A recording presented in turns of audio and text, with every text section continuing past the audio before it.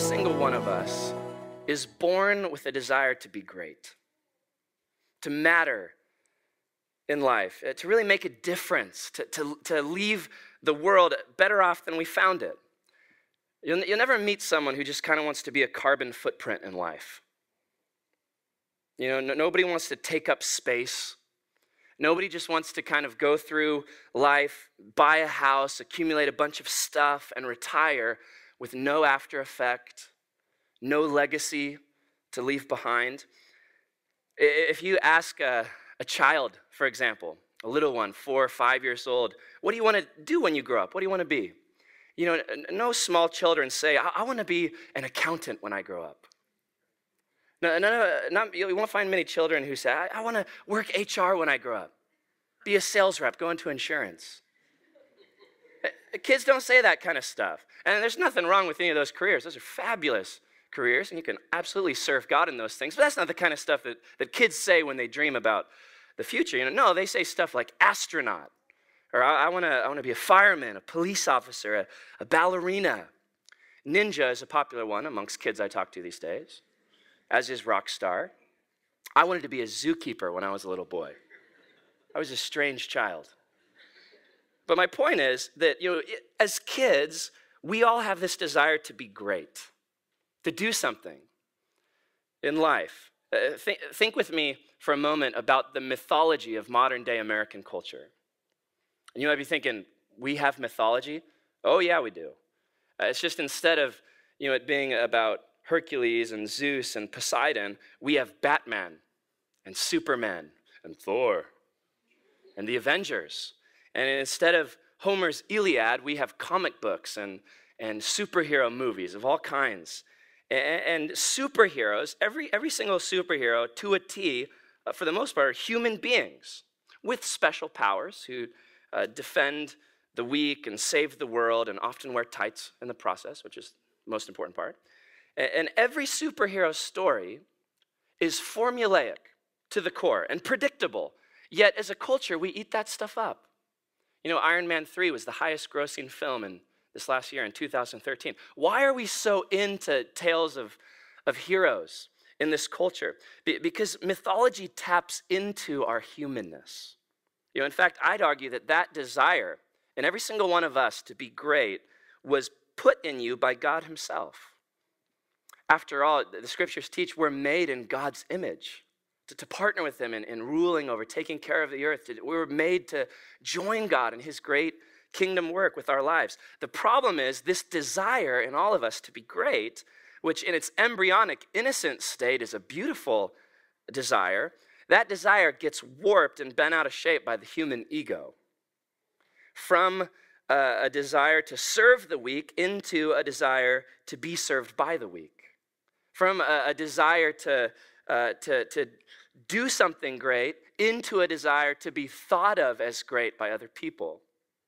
And so the question is, how do you and I, as followers of Jesus, live in this tension between that childlike desire to do something great that is from God and the warped desire for power, control, fame, celebrity status, beauty, popularity, and a whole slew of other things like it? How do you hold on to the one desire that is good from God, even in our adulthood, and eject all the others? Let's work back through this text and see what Jesus has to say. Look at verse 30 again. It says, they left that place, which is referring to Mount Hermon up in the north of Israel, and they passed through Galilee.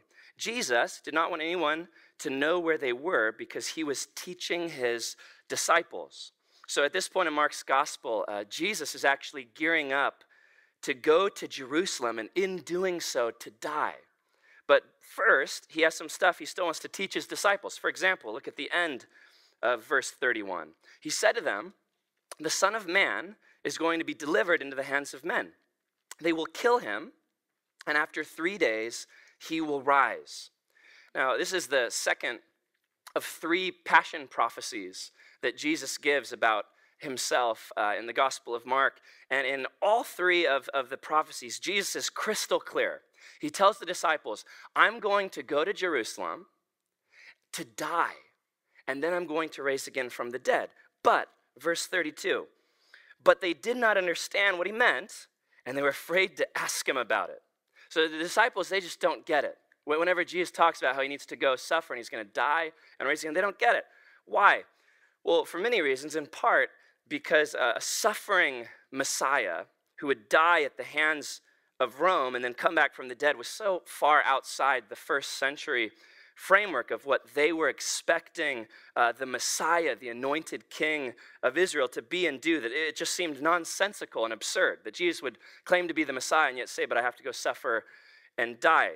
But also because they want Jesus to fit into the popular stereotype of the day of more of a violent, warlike Messiah who would defeat the oppressive Roman empires, overthrow them, and usher in the kingdom of God with brute power and lead Israel to a place of global domination as a nation. That's why it says, when Jesus is talking about how he needs to suffer and die, that's why it says they're afraid to ask. They're afraid to ask him about it. It's kind of like when you don't want to ask a question because you're afraid you might already know the answer. Like, honey, do you want me to watch that chick flick movie with you? I don't want to ask that question, so I'm afraid I already know the answer. And I'm just kidding. Husbands, you should always ask your wife that question, as long as she's up for the sci-fi thriller next week. But understand, Jesus' vision of God's kingdom was so upside down from the way that people in his day and age thought. His disciples were even afraid to ask it out. They're like, okay, this suffering and self-sacrifice, like we don't really even want to know about that. Because Jesus is teaching his disciples to completely reimagine God's kingdom around suffering and self-sacrifice. But it's slow going. Look at verse 33. They came to Capernaum, another town, and when he was in the house, he asked them, what were you guys arguing about back there on the road? But they kept quiet because on the way they had argued about who was the greatest. Now, this is quite an abrupt, clunky transition in the Gospel of Mark, because between two paragraph breaks in our translation, you have 1 minute Jesus talking to his disciples about suffering and self-sacrifice, and then the very next minute, the disciples are arguing about who's the greatest amongst themselves. But this is actually on purpose, we think. It's the writer Mark's way of juxtaposing Jesus' vision of greatness with the disciples' understanding of greatness. And I want you to notice the connection between the disciples arguing amongst each other, conflict, tension, infighting, and greatness, or the desire to be somebody. In fact, with your finger right here, turn over with me real quick to the right to James chapter 3, later in the New Testament. Keep your finger in Mark. James chapter 3. Years ago, the elders of my church back in Portland all memorized a paragraph here in James chapter 3. And our church back home, just like this church, we have a team of leaders. And as elders and pastors back home, that when it comes down to it, there's no CEO on our pastoral and elder team. There's no one man who gets to do just whatever he wants. And guys like John Mark Comer, our lead pastor, and Phil, his dad, who founded the church, they lead this by example. They submit to the team of elders.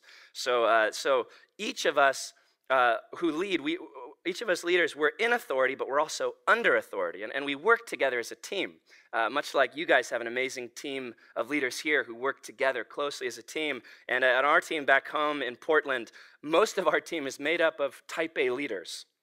And we don't always see eye to eye.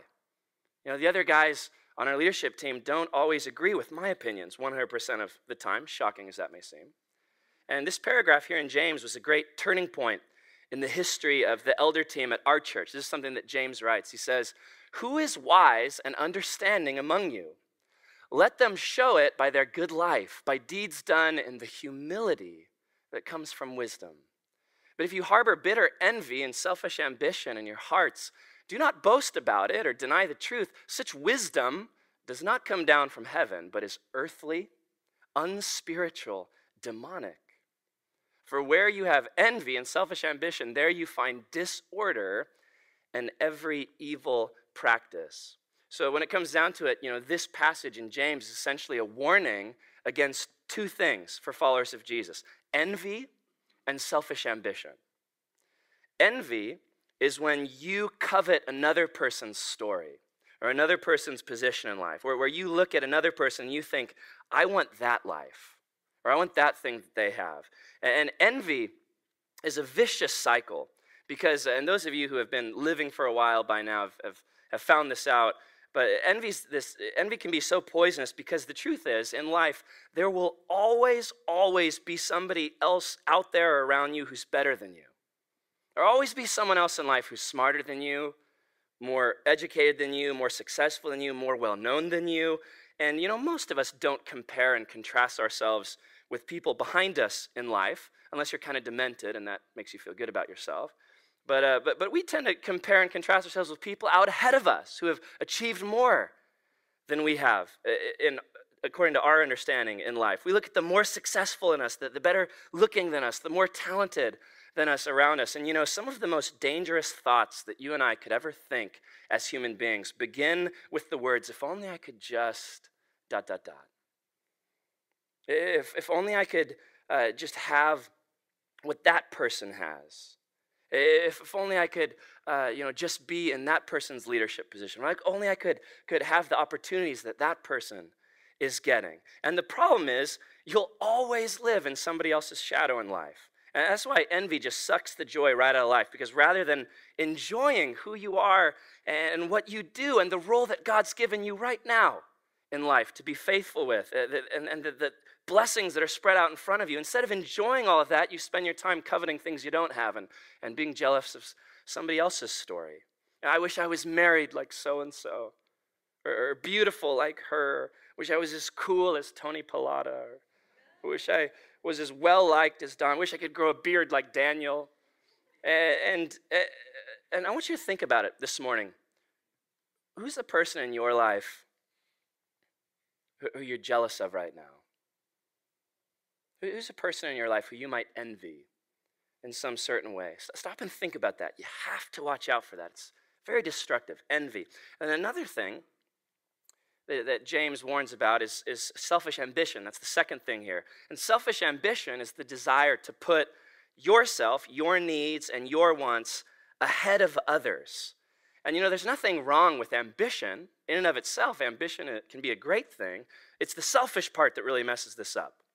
Selfish ambition is when you put what's good for you ahead of what's good for others. And in the church, sadly, oftentimes we spiritualize this, where sometimes what we might call God's calling on my life, when you get down to it, it's in fact selfish ambition, plain and simple. It's my wants and my needs and what's best for me and my dreams and what I want to accomplish. And sometimes, if we're not careful, we can tend to mask that and spiritualize it by saying, but this is God's calling for my life.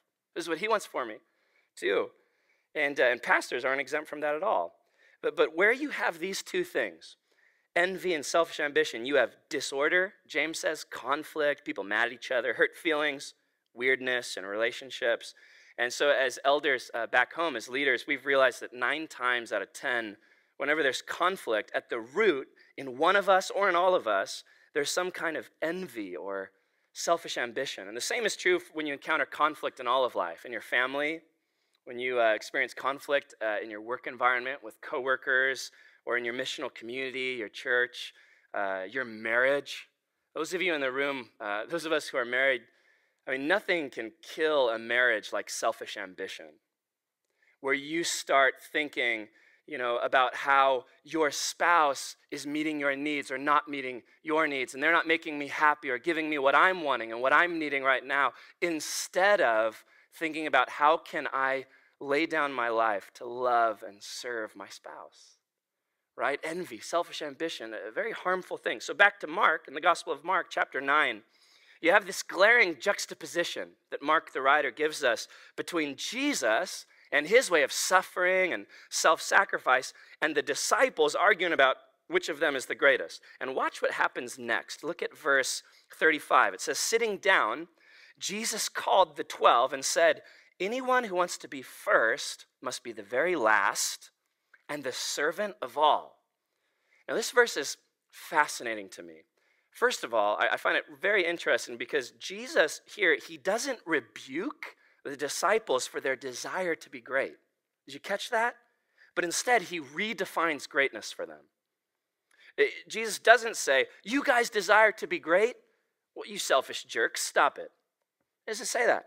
Instead, he says, you guys desire to be great? Okay, I've put that desire in you. Now here's how you can be great. Become a servant. That word servant is the word diakonos in the Greek. It's where we get the word deacon. More literally, that word means one who waits on tables. In the original language, it could be translated as waiter or server, or you could say barista as a modern day example. But the depth and profundity of this imagery of a servant and this metaphor is absolutely stunning. Just a few things about what a servant is, if you're taking notes. First of all, a servant exists to make others' lives better, not their own. A servant is someone who wakes up in the morning and thinks, what can I do for my master, or for my house, or for my employer, or for these people around me? Think of, if any of you have seen that television show, Downton Abbey. For those of you who haven't seen it, the yes, Lord, grant them.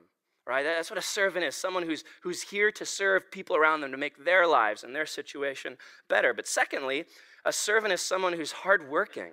When you think about what a servant is, servants, they do stuff, practical, tangible actions for other people. And a servant is faithful.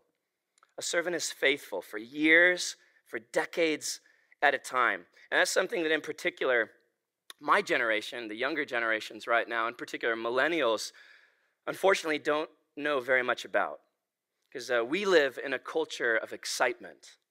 It's all about the next new thing for young people today. And so we bounce from from one cool coffee shop to another, from one restaurant to another, from one fad to another, one relationship to another, one marriage to another. In our culture, one church to another, one city to another, the whole time chasing after excitement in life. And we're never content. We're always thinking, oh, this is great, but I want to get here. And this is fine, but I want that. And this church plan is awesome, but it's not exactly everything that I'd picture. So I want to go to this over here. And a servant, though, on the other hand, is someone who's faithful. And another thing about a servant is someone who just doesn't care that much about what other people think of them. And I mean, we all care how other people view us. All of us do to a degree, if we're honest. But the question is, how much time do we spend posturing and self-promoting? How much energy do people expend trying to make people think that we're better than we really are? And nowhere is this more obvious than on social media today, where we curate an image of ourselves online that is essentially a selection of all the best moments of our lives, all the highlights of our week. And that's not all bad. I mean, it's right and fitting that we would celebrate the best moments in life. But the problem is that tends to be all people show on social media outlets that we have these days. For example, share a quick story from my life to be real with you guys. On Christmas morning, this last Christmas, my wife and I got up really early with our baby boy, and it had been after a long night of doing Christmas Eve services, and we woke up early Christmas morning to drive from Portland to Corvallis, about an hour-and-a-half drive, to visit my parents for Christmas morning, and we were in a rush to get out the door, and we're stressed, and in the car, my wife and I got in an argument on the drive from Corvallis to Portland, and no one was yelling at each other or anything, but there was some tension and much discussion, married talk. And so we're kind of in this argument and working through some stuff, and all of a sudden our baby boy in the back seat starts crying, and so we're stop arguing and we're turning around to comfort him. But here's the thing, I didn't Facebook or Instagram a picture of my wife and I arguing and my baby boy crying in the back seat. Merry Christmas, everyone, from the Nelsons. I just didn't do that. First of all, because that would be dumb, and those of you who follow me on social media would unfollow me because it breaks all kinds of social rules. But that, if we're being honest, that was technically our Christmas morning to start the day. And the good news is we worked everything out and we kissed each other before we showed up on the front doorstep of my parents' house, and it was fine. But everyone these days works so hard to create this image of ourselves online and around us in the community that most of the time isn't real. Or at least isn't the whole picture. Or it's just a tiny sliver of what's really going on. And that, by the way, is why it's so important to be in close community. That's why we do things like missional communities, and we really encourage you guys to be doing life with each other outside of just the Sunday morning gathering, but all week long, because when you really are in one another's lives doing life together, you can't hide what's really going on after a while. You have to really do community together. But people in our culture work so hard on creating this image that can impress other people. And my point is not to blast social media. I love it. But the point is that a servant is someone who just doesn't care about all that stuff. They're a servant. What does a servant care about? What other people think of them or whether they notice them? Serving. They're free from that desire to be more than they actually are. And that desire to be more than you really are, that desire is both a blessing and a curse. It's a blessing because it drives you in life, and it's a curse because it drives you. But to Jesus, understand, to Jesus, the word great is synonymous with the word servant. To Jesus. And this was unheard of, by the way, in Jesus' day, because servants were at the very bottom of the social ladder. Actually, right next to kids in society at the time. In fact, the servants would often be the ones taking care of the kids and spending much of the childhood with them. But it was a demeaning role in life to be a servant. In fact, it was Plato who once said, "How can a man be happy when he has to serve somebody else?"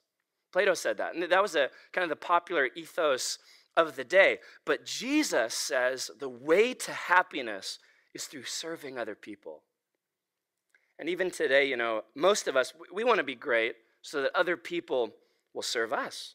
But Jesus makes it clear, greatness is when we serve other people around us. Look at verse 36, what Jesus does next. It says, he took a little child whom he placed among them. Taking the child in his arms, he said to them, "Whoever welcomes one of these little children in my name welcomes me. And whoever welcomes me does not welcome me, but the one who sent me." Now, this is Jesus after he tells them that greatness is being a servant. This is Jesus now modeling, giving an example to his disciples of what greatness looks like right in front of them. And what does greatness look like to Jesus? It looks like a little kid on Jesus' lap. Now, keep in mind, this is first century Galilee. It wasn't like today in America, which recently one journalist called America a kindergarchy, meaning a nation that is under the rule of children. And if you think about it, out here in the West, children in many ways rule the world right now. And they typically in our culture, a lot of them get whatever they want. You have a bunch of parents who just kind of give the kids whatever they want these days. And on top of that, we in American culture romanticize children as an example of innocence and courage and wonder in America. And so we have a very high value for children, but none of that was true back in Jesus' day. If you go do your research, it was a highly stratified society back then. You had Jew, Gentile, free man, slave, male, female, all of these labels and divisions that had social ramifications, and children were at the very bottom of the social ladder. And that's who Jesus has on his lap. Jesus is saying greatness is when you serve people. In particular, when you serve people at the very bottom of the social ladder in culture. People who are insignificant, who are unimportant according to society's standards.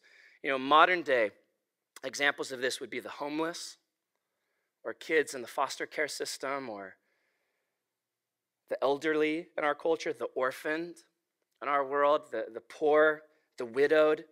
And what does serving look like for Jesus? It looks like going to those kinds of people with love, giving them time, attention. It looks like a conversation with someone. I'm guessing a game of peekaboo or two, a song, a kid in your lap. It looks like love, real, tangible expressions of love. That is greatness.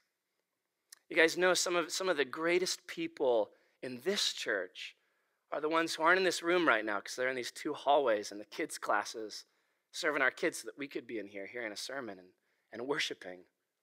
That's greatness, according to Jesus. That's greatness. But the disciples don't get it. Keep reading. Look at verse 38 now. "Teacher," said John, "we saw someone driving out demons in your name, and we told him to stop because he wasn't one of us." Now, this is highly ironic. For starters, because the story right before this one in Mark, before the one we're reading today, was about how the disciples couldn't cast out a demon of a guy they came across. Whatever they did, they couldn't cast a demon out.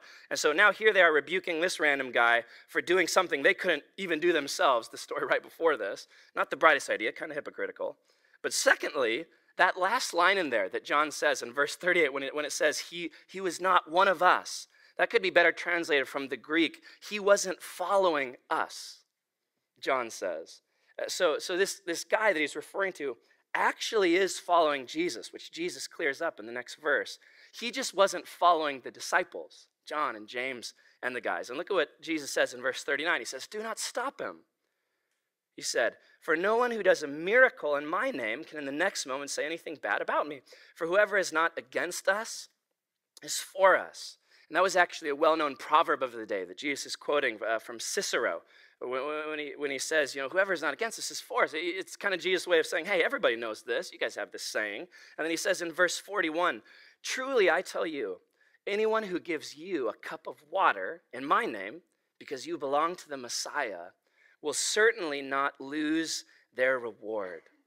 So are you guys picking up on any kind of pattern in today's passage? There's a teaching from Jesus on how his way is marked by suffering and self-sacrifice, followed by the disciples arguing on the road about who's the greatest. Then there's a teaching from Jesus on how if you really want to be great, become a servant. Followed by the disciples filled with jealousy, insecurity, envy. We told him to stop because he wasn't following us. He's not one of us, Jesus. The disciples don't get it. The disciples don't get it. It'd be really easy here to stop and keep mocking the disciples right now. But how often do we not get it? How often do I not get it in my life? Where we sit through Jesus' teachings on suffering and self-sacrifice and servanthood, and we nod our head and we say, yes, right, greatness, being a servant. I remember this passage from my devotion a few days ago. Yeah. And yet so many of us go right along posturing and self-promoting and arguing about who is the greatest, and look at what I did, and why is that person in that leadership position when I can do that, or I could do that better, and look at me and what I can do, and what about my happiness? But once again, here's what I love about Jesus. You guys, Jesus is so merciful. He's so much more gracious than we realize. Once again, Jesus doesn't lay into the 12. After 3 times in a row, they just don't get it, and they do the exact opposite of what he's talking about. But he doesn't lay into them. But he says in the last verse, he says, truly I tell you, anyone who gives you a cup of water in my name because you belong to the Messiah will certainly not lose their reward. So Jesus wraps up this string of teachings by saying God wants to reward us. In fact, even the smallest acts of service will be rewarded by God. Sometimes we think that God will only reward the high status stuff, and hopefully he will. But honestly, some of that stuff won't be rewarded because it was done for the wrong motives. If you go read 1 Corinthians chapter 3 sometime on your own, it's all about how on Judgment Day, it says God will expose the motives of men's hearts. And there's all sorts of stuff, that I've done. Even as a pastor, even things I've done up on stages up front in churches that I won't be rewarded for. Good stuff I've done that I won't be rewarded for because I did some of that stuff for the wrong reasons. To get attention, make people think that I'm great. But the good news is the inverse is also true. There's all sorts of small, tiny things that we do in life that God wants to reward us for. And he's faithful to reward us for the tiniest little things we do out of a heart to serve him. One of my favorite verses in the Bible is Hebrews chapter 6, verse 10, where it says, God is not unjust to forget your work and your labor of love toward his name, in that you have served his people and continue to serve them. And some of you here in this room need to hear that today. Listen up, guys. God is not unjust to forget. Some of you here, you do small acts of service all the time around here that nobody sees, nobody pats you on the back, you don't get any recognition. Well, God sees it. God sees what you're doing, and he won't forget it. Stay faithful. Keep doing the good things that you're doing to serve people around here, to serve Jesus, you will be rewarded by God, even for the smallest act of service. Jesus' example that he gives is giving a cup of water to somebody. I mean, if you think about it, that's the gift of the poorest of the poor. Anybody, especially in our culture, can hand someone else a simple glass of water. And you know what that means? That means that any and all of us in this room can be great, according to Jesus. You don't have to be brilliant or educated with letters after your name or famous or well-known or successful or powerful or beautiful in order to be great in life. And that, by the way, is the bane of my generation, because more than any other, we want to be spectacular. We're, for the most part, children of affluence. Many of us grew up with money, so we take it for granted. So we want more than a good job. We want to be amazing and creative and come up with this next new thing. And plus, we live in a culture that is just obsessed with celebrityism. And we eat that stuff up. In fact, many of us want to be that. But the problem is, if we're being honest, most of us here aren't spectacular. I'm not. Well, my mom sure thinks so. But I'm just an average guy. Maybe a few of you in this room, here are brilliant and charismatic, and the favor of God is all over your life, and that's great. Go for it. But most of us aren't. Most of us aren't. We're just normal people. We can't all be spectacular by human metrics, but we can all be great by kingdom metrics. And all that other stuff, the fame and the beauty and the popularity and the achievements, all that other stuff kind of gets burned away in the end when everything is said and done. And the only things that last are the things that you did where you just gave your heart to serving Jesus, serving other people, and you wanted to serve your master and be a blessing to God. Those are the things that are going to last. That's greatness. But that means every single person in this room can be great according to Jesus. So you want to be great this week, my friends? Serve somebody this week. Love somebody well who comes into your path today. Play with a kid this week. Husbands in the room, get home after a long day of work and offer to do the dishes so that your wife doesn't have to. Clean up somebody's mess this week. Scrub a toilet. Children in the room, obey your parents this week. Give somebody a cup of water. Greatness. As I think about my life at this point in time, my prayer for my life is that I would more and more become a great man. And by that, I don't mean that I would get more Twitter followers or that my church back home would double in size. But my prayer is that I would learn as a man more and more how to overcome my envy and selfish ambition and serve my family and my missional community and my church. And I learn more and more how to be a more selfless, loving husband to my amazing wife, that I'd learn more about how to be a servant. And as you guys look at the rest of this year as a church and just an amazing future in front of you, you guys, this is in so many ways, this is still just barely the beginning of an amazing thing that God's doing here. And as you look out at even the rest of this year as a church, whatever happens, my prayer for you is that as a church, that you guys would continue to be a great church. And by great, I don't mean that Dominic would, get a book deal and sell millions of copies of books, although he may. He's pretty talented. And I don't mean that, Daniel would become the next contestant on The Bachelor, or that your church would start some more exciting programs or would explode with a huge new inflow of people. But my prayer for you guys as a church, as I visit this amazing community and see so many people serving and see the strong foundation this thing has started on with so many servants saying, hey, what can I do?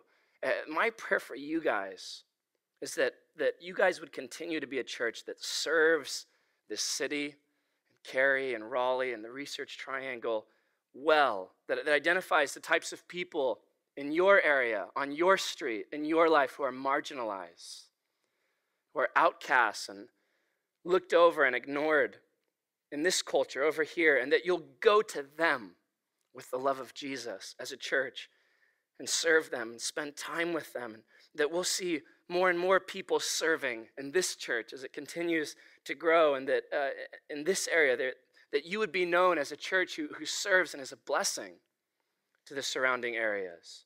Let's just fill the rest of this year with small, tiny, non-glamorous acts of love and service as unto Jesus. And in doing so, let's become great, one cup of water at a time. You guys, seriously, it's such an amazing blessing to be here. This really is a tremendous group of people. I can't overemphasize that, although I already have, I'm sure. But we're so excited about what God's doing here. We're praying for you guys. Stay servants. And never, ever underestimate what God can do with a group of people who simply says, Lord, we're here to serve. We're here to serve. Use us.